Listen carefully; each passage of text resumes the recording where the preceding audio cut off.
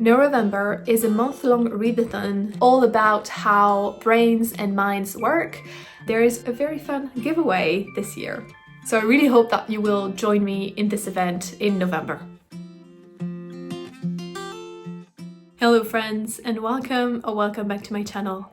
If you're new here, my name is Kat, and today we're talking about my favorite books on the Neurovember themes, which is Neurodivergence, Neurodiversity, and everything about how the brain works and how the mind works. So I have about 6 books to recommend, and I'm gonna start with my favorites from last year's Neurovember event, which ended up being both my top favorite fiction book of the year and my top non-fiction. Neurovember last year was very successful for me. The first book is Cemetery Boys by Aiden Thomas. This is the story of Yadriel, who is part of a family of brujos and brujas, but as a trans boy, he struggles to find his place in his family because they all see him still as a bruja, but he wants to prove to them that he is a real brujo.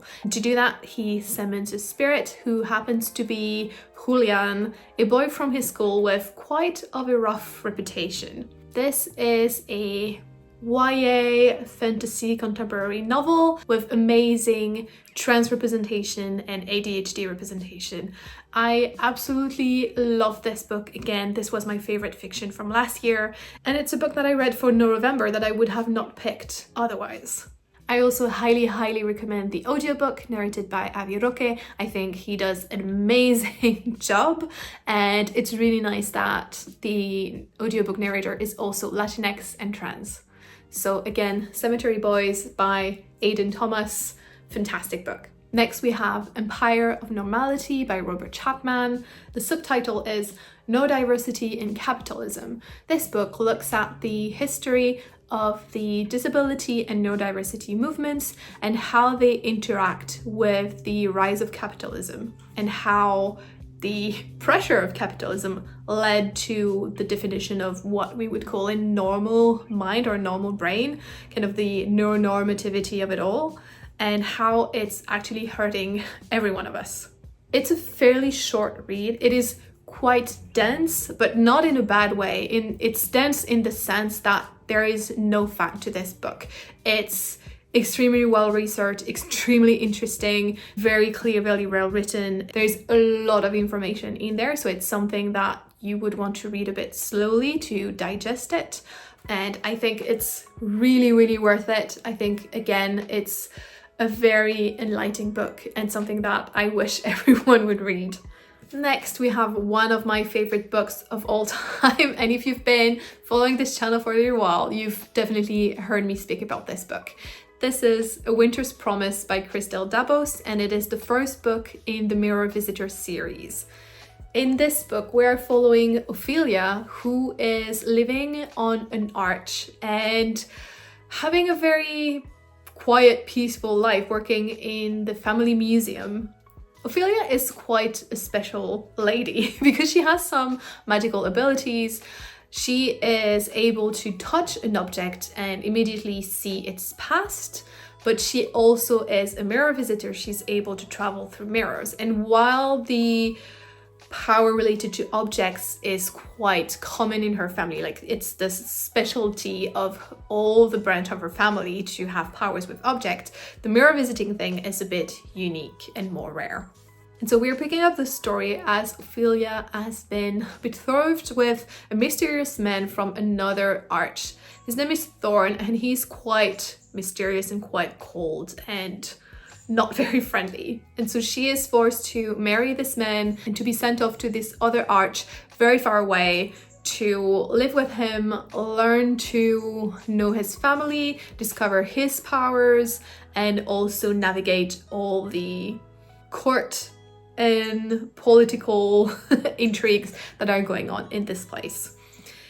It is a marvelous book. I love it so much. I know that some people had critiques about it being a bit too slow, and I think you need to give this book a little bit of time, but I think it's fantastically written. It's very inventive, very whimsical. It's supposed to be YA, but it also touches on quite dark themes and quite mature themes. I think it's a very complex piece of fiction, and again with a lot of creativity and quite interesting neurodivergence representation. Thorn is quite clearly autistic coded, but I think there are some hints about Ophelia as well. Overall, I love this book. I think it's very unique and very different from other fantasies that might be out there, and I would again love for everyone to read it and to talk to me about it, because it is amazing. Then we have Sorrow and Bliss by Meg Mason. This is more literary / contemporary fiction, and we are following Martha, who is having a hard time in her life, and we are kind of starting with her marriage kind of falling apart, and then very quickly we get back in time and kind of see in the past how that relationship started. And it has this bit of a heartbreaking feeling, because you are reading about this relationship blooming and being really cute and really touching, knowing that down the road it is falling apart. And this is all very much related to a mental health condition or diagnosis that Marta will be seeking later in the book. I thought this was really well done. I was really impressed by this author and how you feel about the main character, and how at some points I would really root for her and really care about her, and then at other times I would be really annoyed by her. I think she's a very complex character, and the author did an amazing job again shifting our attitude toward her, and then leading to that diagnosis, kind of seeing how the pieces fall together.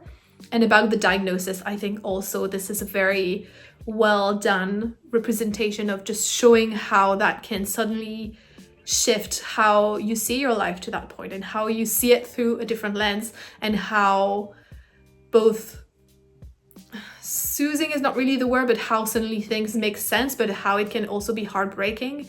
So yeah, again, I think a fantastic read that I would really recommend you to pick up for Neurovember if you haven't already. The next one is a bit of a different one. It is The Mind's Eye by Oliver Sacks, who is a very famous neurologist. And in this book, he talks about some brain conditions that affected people's eyesight. And so it can range from blindness to not being able to recognize faces or objects.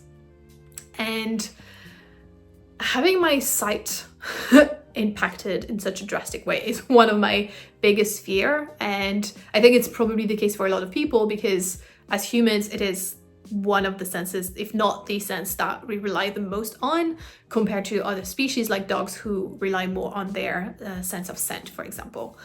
So this book was very much touching on a very sensitive topic to me, and it was a fascinating read, and I think in a weird way quite an uplifting one, in the sense that you see how those conditions affect the people who suffer from them and how difficult it is. But at the same time, you also see the magic of brain plasticity and how the brain is able to adapt and develop other capacities to compensate for the ones that are lost or impaired, and how the people talked about in this book, how resilient they are and how they still manage to live quite full lives in most of the cases. So I think this was fascinating. This is a bit more of a sciencey read in a way. So if you're not used to reading nonfiction, maybe that's not the first thing I would recommend for you to read to get started. But if you do enjoy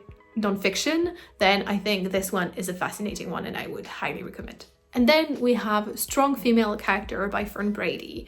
I read this as an audiobook, which I would highly recommend because Fern Brady is narrating it herself. This is her memoir. If you don't know, Fern Brady is a Scottish comedian and she's also autistic. And so this memoir is about her journey through getting diagnosed as autistic and how her autism has impacted her through her life.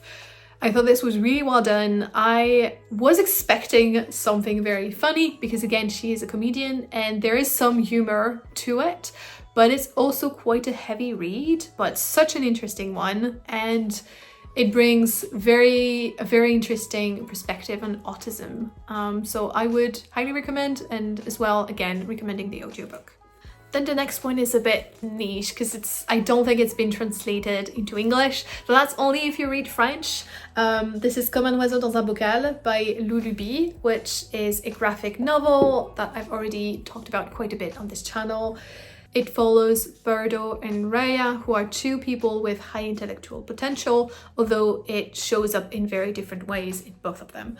I think this is a very well documented book about high intellectual potential. It talks about what are IQ tests and how are they really valid and that kind of things.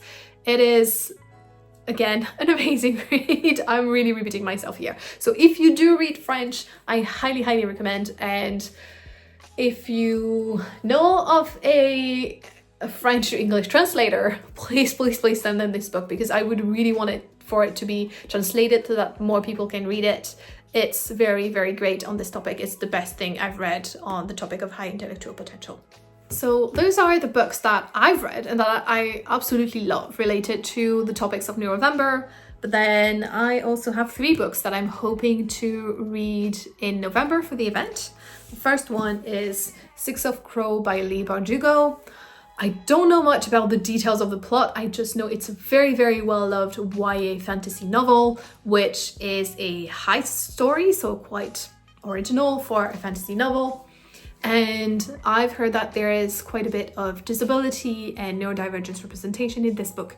Again, people rave about it, people love it, and so I'm really excited to finally know what it's all about. Next, I'm planning to read Gifted and Talented by Olivia Blake, which is kind of a Succession inspired or similar kind of vibe. It's a fantasy novel, and it's about 3 siblings who are gifted and talented and how they deal with the passing of the father and how they are managing his inheritance, I guess. Again, I don't know a lot about the details of the plot. I just know that it sounds super exciting, and so I'm really looking forward to reading this. And then finally, This Is What It Sounds Like by Susan Rogers and Ogi Ogas.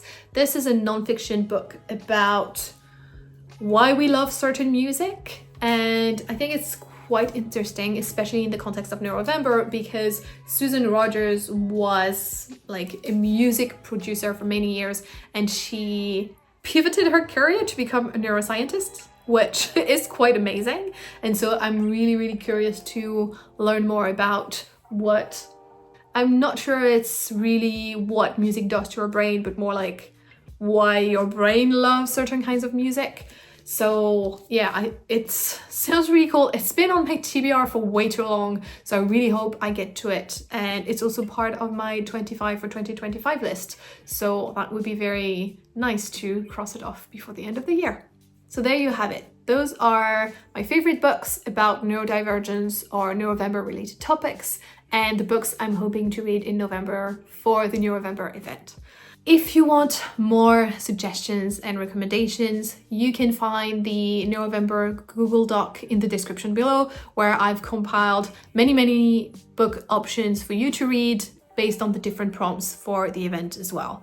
So you will find all the information in that document below. Let me know in the comments if you intend to participate in Neurovember, and if so, what are you planning to read? Maybe one of the books I talked about today.